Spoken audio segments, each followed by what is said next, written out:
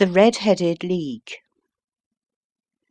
I had called upon my friend Mr. Sherlock Holmes one day in the autumn of last year, and found him in deep conversation with a very stout, florid-faced, elderly gentleman with fiery red hair.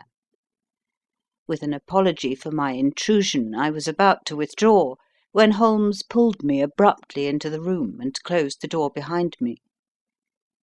"You could not possibly have come at a better time, my dear Watson," he said cordially. "I was afraid that you were engaged." "So I am, very much so." "Then I can wait in the next room." "Not at all. This gentleman, Mr. Wilson, has been my partner and helper in many of my most successful cases, and I have no doubt that he will be of the utmost use to me in yours also."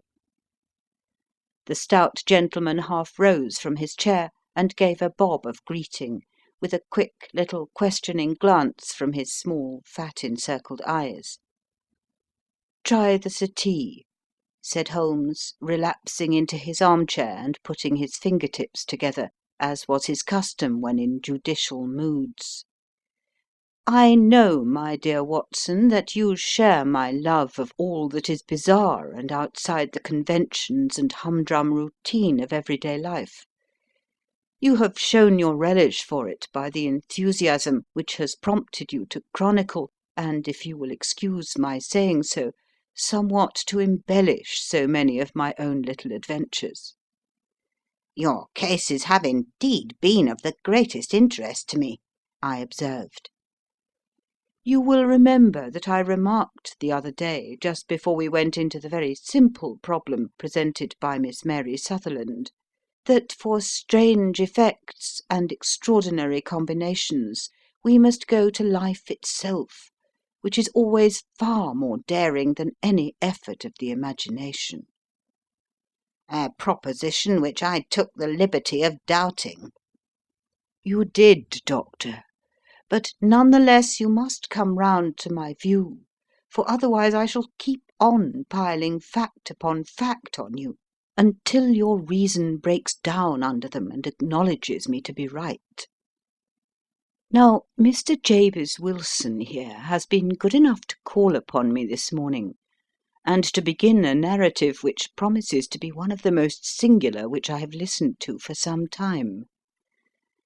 You have heard me remark that the strangest and most unique things are very often connected not with the larger but with the smaller crimes, and occasionally indeed where there is room for doubt whether any positive crime has been committed. As far as I have heard, it is impossible for me to say whether the present case is an instance of crime or not. But the course of events is certainly among the most singular that I have ever listened to. Perhaps, Mr. Wilson, you would have the great kindness to recommence your narrative. I ask you not merely because my friend Dr. Watson has not heard the opening part, but also because the peculiar nature of the story makes me anxious to have every possible detail from your lips. As a rule, when I have heard some slight indication of the course of events, I am able to guide myself by the thousands of other similar cases which occur to my memory. In the present instance, I am forced to admit that the facts are, to the best of my belief, unique." The portly client puffed out his chest with an appearance of some little pride, and pulled a dirty and wrinkled newspaper from the inside pocket of his greatcoat. As he glanced down the advertisement column with his head thrust forward and the paper flattened out upon his knee, I took a good look at the man, and endeavoured, after the fashion of my companion, to read the indications which might be presented by his dress or appearance. I did not gain very much, however, by my inspection. Our visitor bore every mark of being an average, commonplace British tradesman, obese, pompous, and slow. He wore rather baggy grey shepherd's check trousers, a not over clean black frock coat unbuttoned in the front, and a drab waistcoat with a heavy brassy Albert chain, and a square pierced bit of metal dangling down as an ornament. A frayed top hat and a faded brown overcoat with a wrinkled velvet collar lay upon a chair beside him. Altogether, look as I would, there was nothing remarkable about the man save his blazing red head and the expression of extreme chagrin and discontent upon his features. Sherlock Holmes' quick eye took in my occupation, and he shook his head with a smile as he noticed my questioning glances.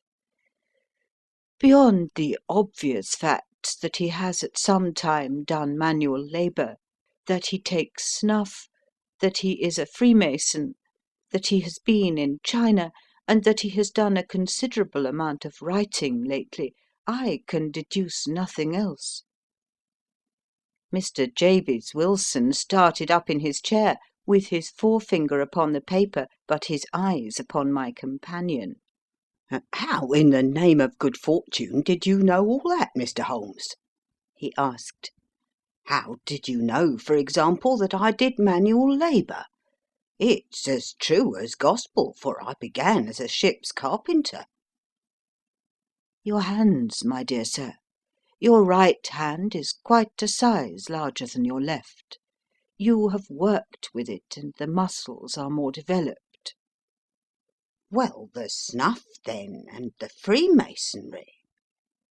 I won't insult your intelligence by telling you how I read that, especially as, rather against the strict rules of your order, you use an arc and compass breastpin.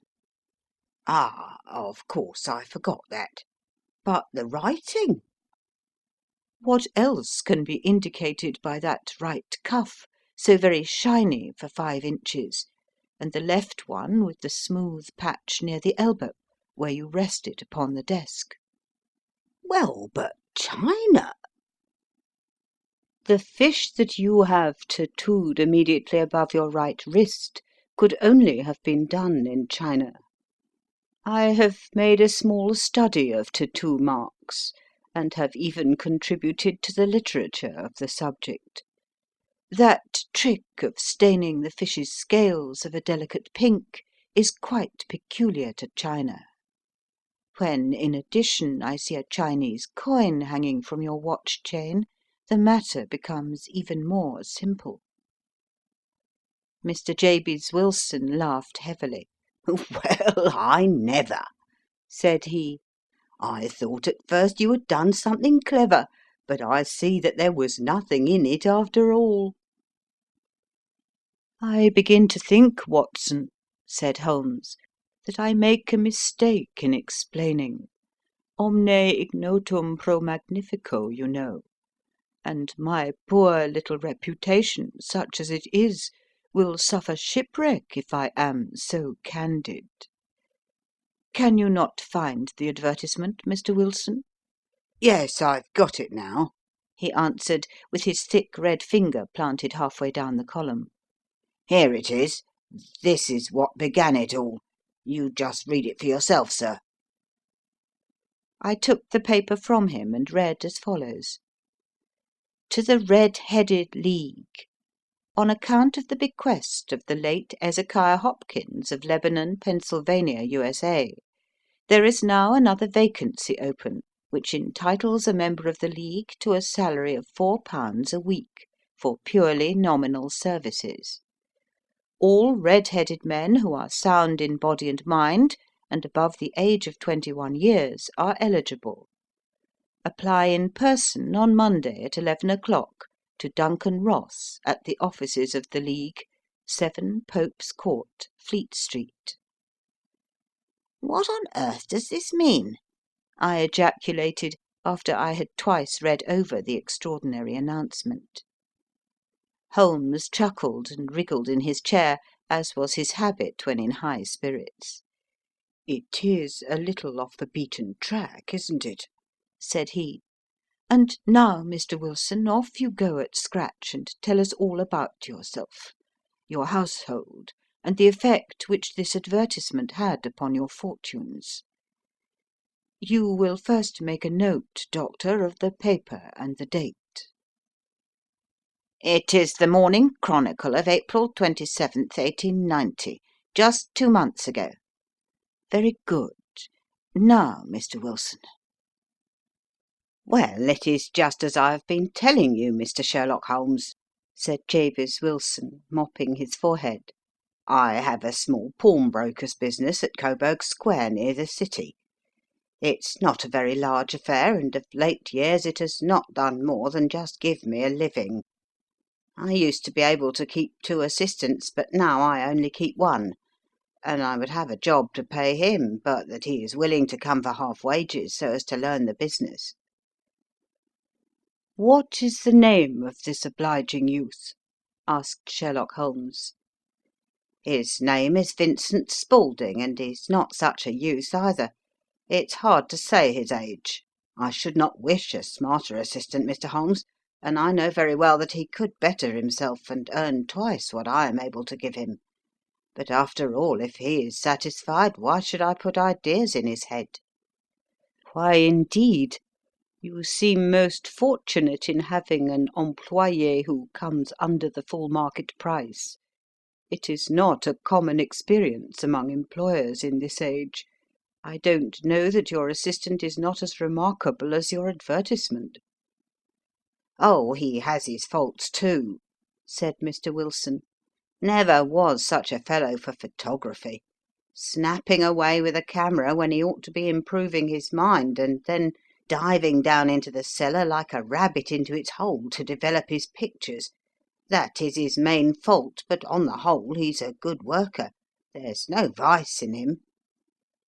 "He is still with you, I presume?"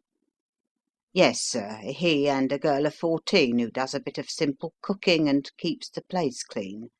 That's all I have in the house, for I am a widower and never had any family. We live very quietly, sir, the 3 of us, and we keep a roof over our heads and pay our debts if we do nothing more." "The first thing that put us out was that advertisement.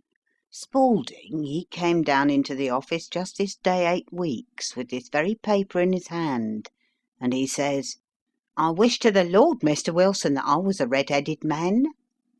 'Why that?' I asks. 'Why,' says he, 'here's another vacancy on the League of the Red-headed Men. It's worth quite a little fortune to any man who gets it, and I understand that there are more vacancies than there are men, so that the trustees are at their wits' end what to do with the money. If my hair would only change colour, here's a nice little crib all ready for me to step into.' 'Why, what is it then?' I asked. 'You see, Mr. Holmes, I'm a very stay-at-home man, and as my business came to me instead of my having to go to it, I was often weeks on end without putting my foot over the doormat. In that way I didn't know much of what was going on outside, and I was always glad of a bit of news.' 'Have you never heard of the League of the Red-headed Men?' he asked, with his eyes open. 'Never.' 'Why, I wonder at that, for you are eligible yourself for one of the vacancies.' 'And what are they worth?' I asked. 'Oh, merely a couple of hundred a year, but the work is slight, and it need not interfere very much with one's other occupations.' Well, you can easily think that that made me prick up my ears, for the business has not been over good for some years, and an extra couple of hundred would have been very handy. 'Tell me all about it,' said I. 'Well,' said he, showing me the advertisement, 'you can see for yourself that the League has a vacancy, and there is the address where you should apply for particulars. As far as I can make out, the League was founded by an American millionaire, Ezekiah Hopkins, who was very peculiar in his ways.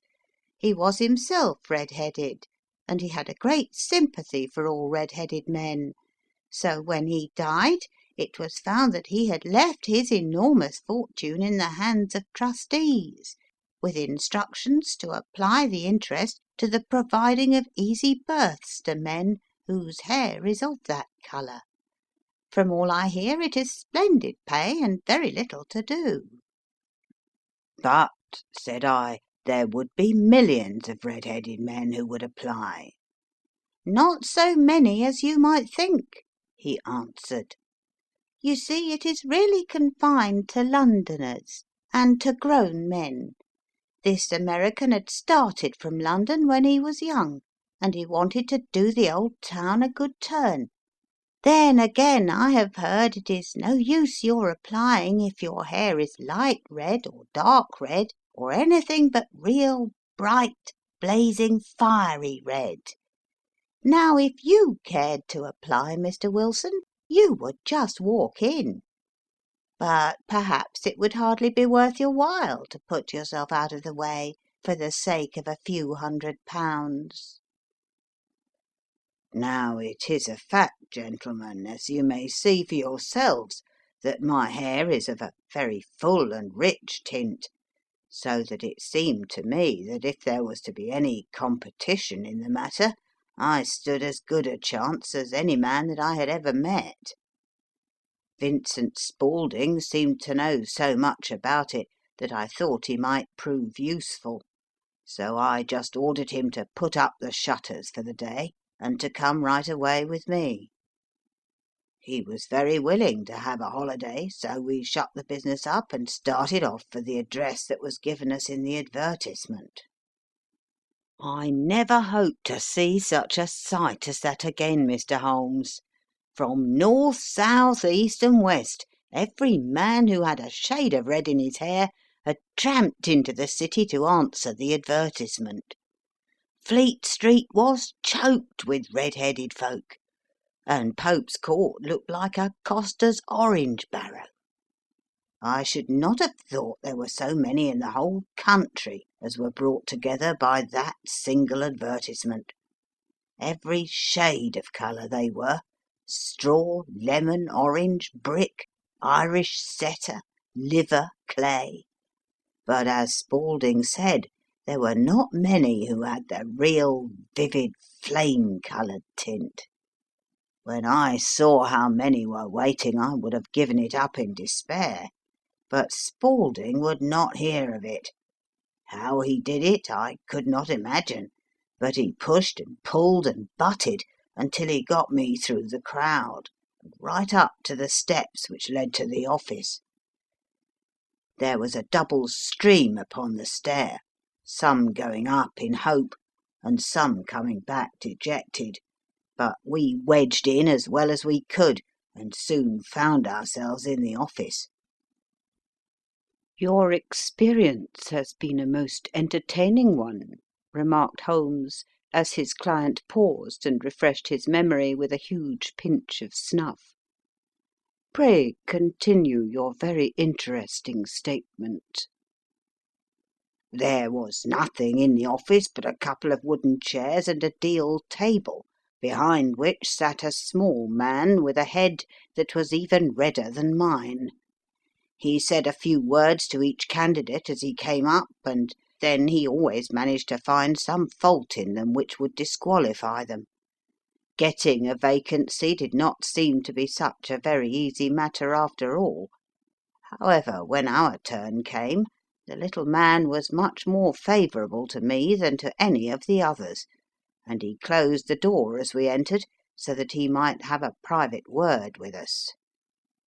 "This is Mr. Jabez Wilson," said my assistant, "and he is willing to fill a vacancy in the League."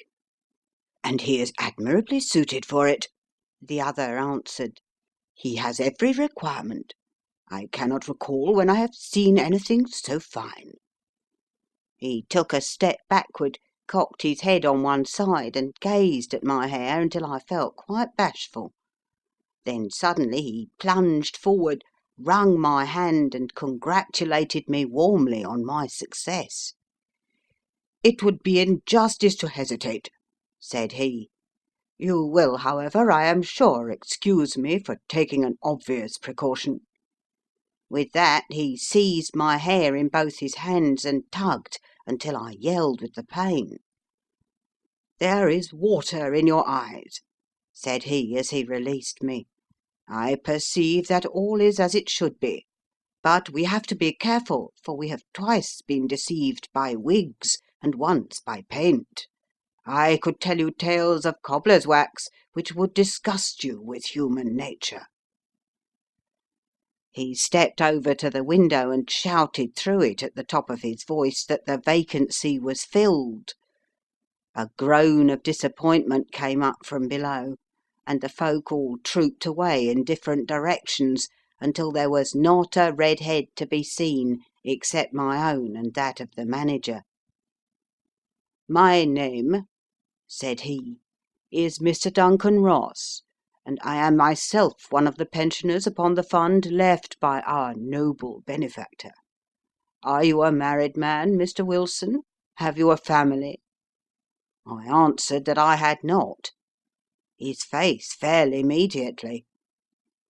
"Dear me," he said gravely, "that is very serious indeed. I am sorry to hear you say that.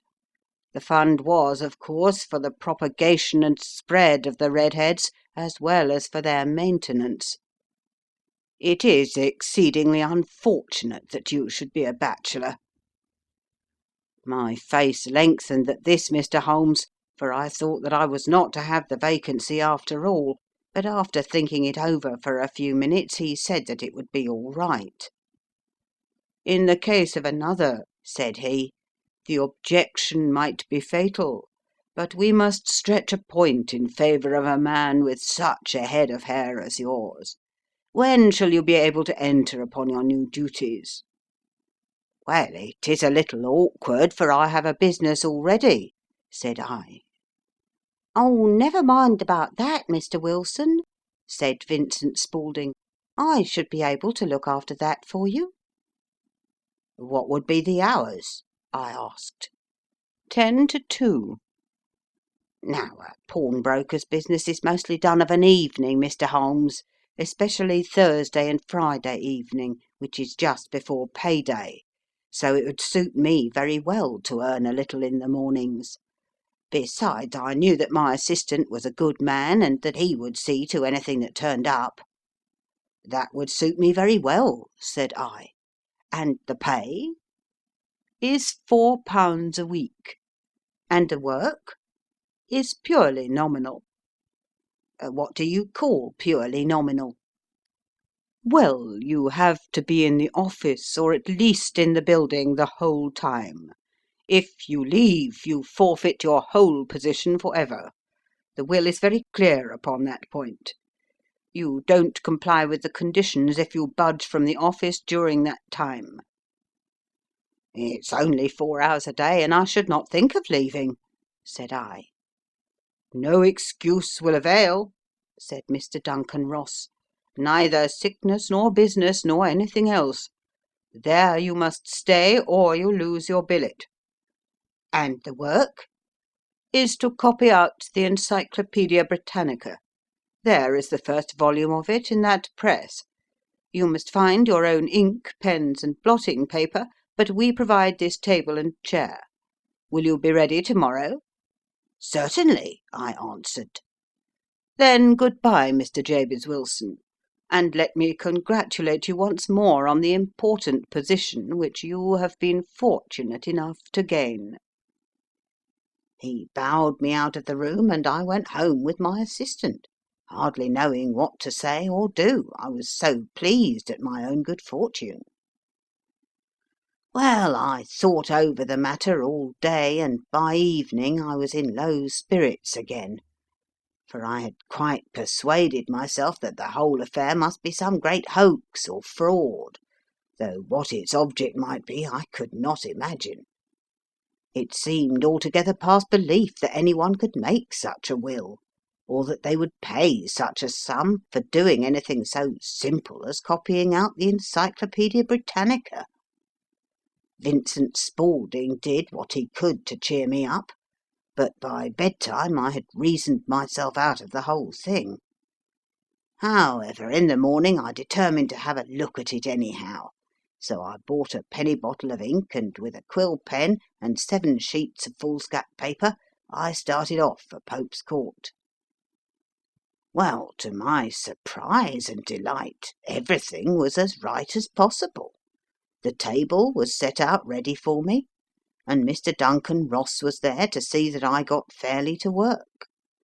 He started me off upon the letter A, and then he left me, but he would drop in from time to see that all was right with me.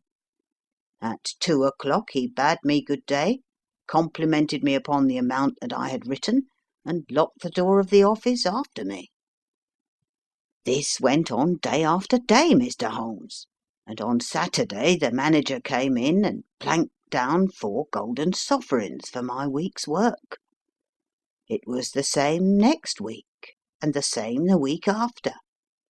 Every morning I was there at 10, and every afternoon I left at 2. By degrees Mr. Duncan Ross took to coming in only once of a morning, and then after a time he did not come in at all. Still, of course, I never dared to leave the room for an instant, for I was not sure when he might come, and the billet was such a good one, and suited me so well, that I would not risk the loss of it. 8 weeks passed away like this, and I had written about abbots and archery and armour and architecture and Attica, and hoped with diligence that I might get on to the bees before very long. It cost me something in foolscap, and I had pretty nearly filled a shelf with my writings. And then, suddenly, the whole business came to an end. To an end? Yes, sir, and no later than this morning I went to my work as usual at 10 o'clock, but the door was shut and locked, with a little square of cardboard hammered onto the middle of the panel with a tack. Here it is, and you can read for yourself." He held up a piece of white cardboard about the size of a sheet of notepaper. It read in this fashion: "The Red-Headed League is dissolved. October the 9th, 1890."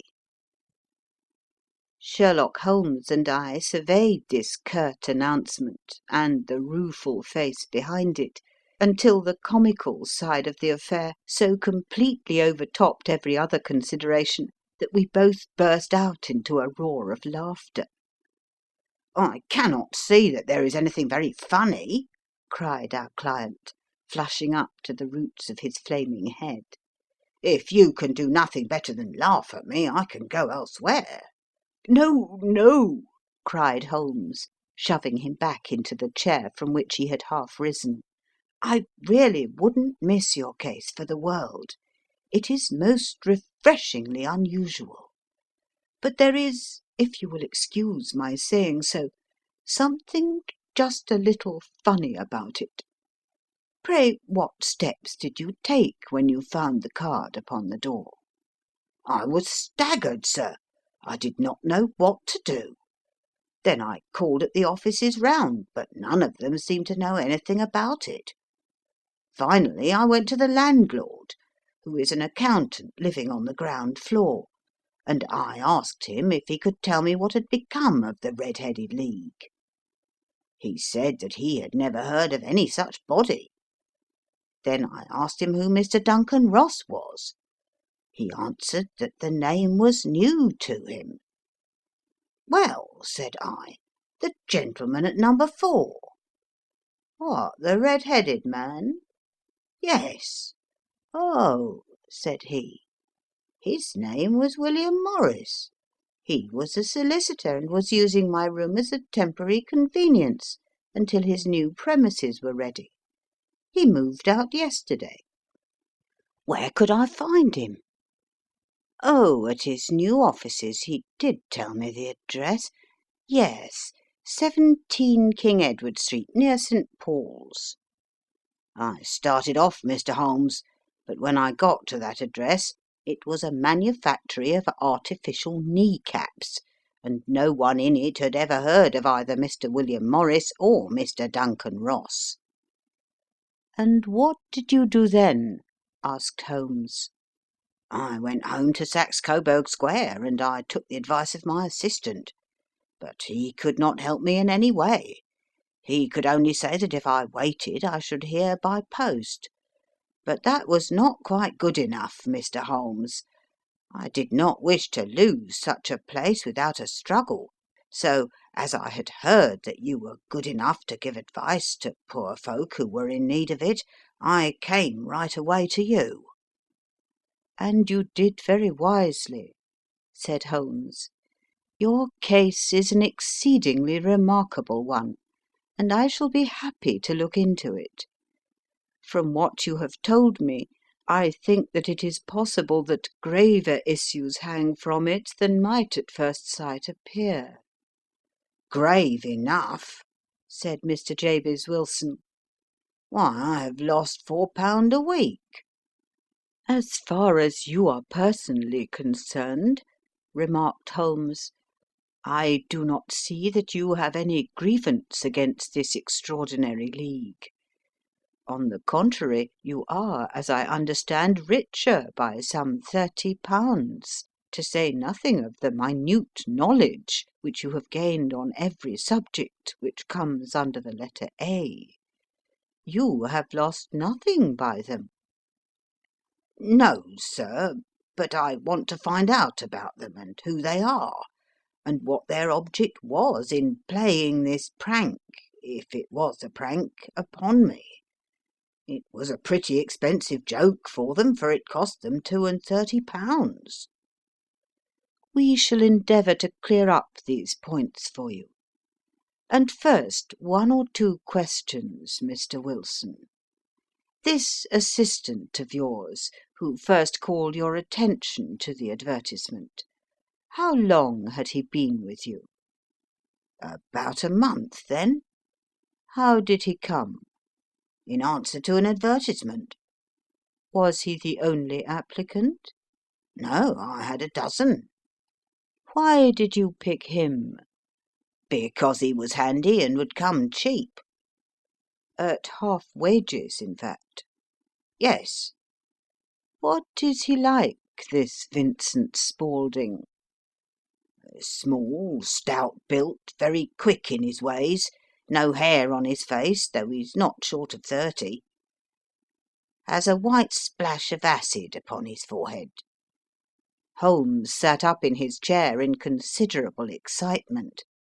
"I thought as much," said he.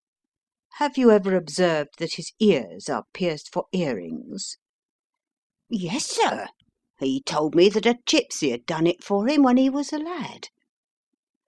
"Hmm," said Holmes, sinking back in deep thought.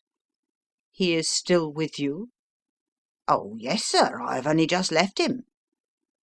"And has your business been attended to in your absence?" "Nothing to complain of, sir. There's never very much to do of a morning." "That will do, Mr. Wilson. I shall be happy to give you an opinion upon the subject in the course of a day or two. To-day is Saturday, and I hope that by Monday we may come to a conclusion." "Well, Watson," said Holmes when our visitor had left us, "what do you make of it all?" "I make nothing of it," I answered frankly. "It is a most mysterious business." "As a rule," said Holmes, "the more bizarre a thing is, the less mysterious it proves to be. It is your commonplace, featureless crimes which are really puzzling, just as a commonplace face is the most difficult to identify.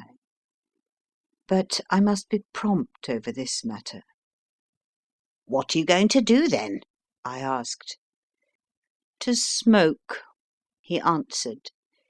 "It is quite a three-pipe problem, and I beg that you won't speak to me for 50 minutes." He curled himself up in his chair, with his thin knees drawn up to his hawk-like nose, and there he sat with his eyes closed and his black clay pipe thrusting out like the bill of some strange bird. I had come to the conclusion that he had dropped asleep, and indeed was nodding myself, when he suddenly sprang out of his chair with the gesture of a man who has made up his mind, and put his pipe down upon the mantelpiece. "Sarasate plays at the St. James's Hall this afternoon," he remarked. "What do you think, Watson? Could your patient spare you for a few hours?" "I have nothing to do to day. My practice is never very absorbing." "Then put on your hat and come. I am going through the city first, and we can have some lunch on the way. I observe that there is a good deal of German music on the programme, which is rather more to my taste than Italian or French. It is introspective, and I want to introspect. Come along." End of Part 1 of Adventure 2, The Red-Headed League.